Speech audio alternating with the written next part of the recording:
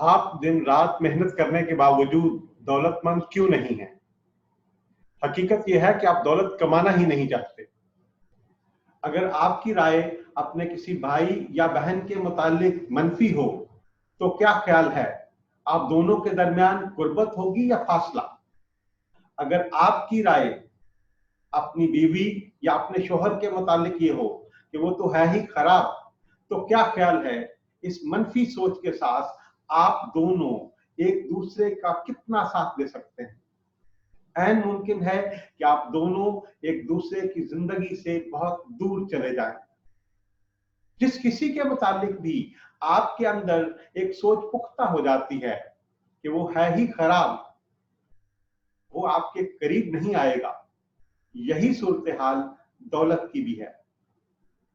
آپ اکثر سوچتے ہیں کہ دن رات محنت کرنے کے باوجود آپ دولت مند کیوں نہیں ہیں؟ حقیقت یہ ہے کہ آپ دولت کمانا ہی نہیں چاہتے۔ حقیقت یہ ہے کہ بچپن سے جوانی تک اس معاشرے کی بہت بڑی اکثریت میں یہ سوچ پختہ ہو چکی ہوتی ہے کہ دولت ایک بری شے ہے، کہ دولت سے آپ خوشیاں نہیں خرید سکتے، دولت انسان کو خراب کر دیتی ہے، کہ دولت کی وجہ سے انسان میں بری عادات آ جاتی ہیں۔ امیر لوگ ہوتے ہی برے ہیں۔ اگر آپ ڈھیر ساری دولت کمانا چاہتے ہیں تو یقینی طور پر آپ بہت لالچی شخص ہیں۔ آپ اپنی فیس لے کر کسی کی مدد نہیں کر سکتے۔ اگر آپ کسی کی مدد کرنا چاہتے ہیں تو مفت کریں۔ دولت کو ہمارے یہاں کثافت یعنی میل سمجھا جاتا ہے، جس سے بدبو آتی ہے۔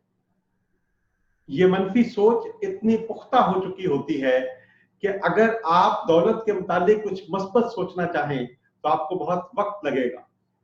آپ کو بچپن میں یہ بتایا ہی نہیں جاتا کہ دولت آزادی ہے، کہ دولت سے آپ کے سامنے امکانات کے دروازے کھلتے ہیں، کہ دولت خدا کے انعامات میں سے ایک انعام ہے، کہ تمام برائیوں کی جڑ دولت نہیں ہے، دولت کی کمی ہے۔ اگر دولت سے متعلق آپ کی سوچ منفی ہے تو کتنا چانس ہے کہ آپ دولت کما سکیں گے؟ بہت کم چانس یا شاید زیرو۔ اور اگر کسی خوشگوار حادثہ کے نتیجہ میں آپ دولت حاصل کر بھی لیں تو آپ اسے سنبھال نہیں سکیں گے، کیونکہ آپ کی سوچ کے مطابق دولت ایک بری شے ہے اور آپ ایک بری شے کو سنبھال نہیں سکتے۔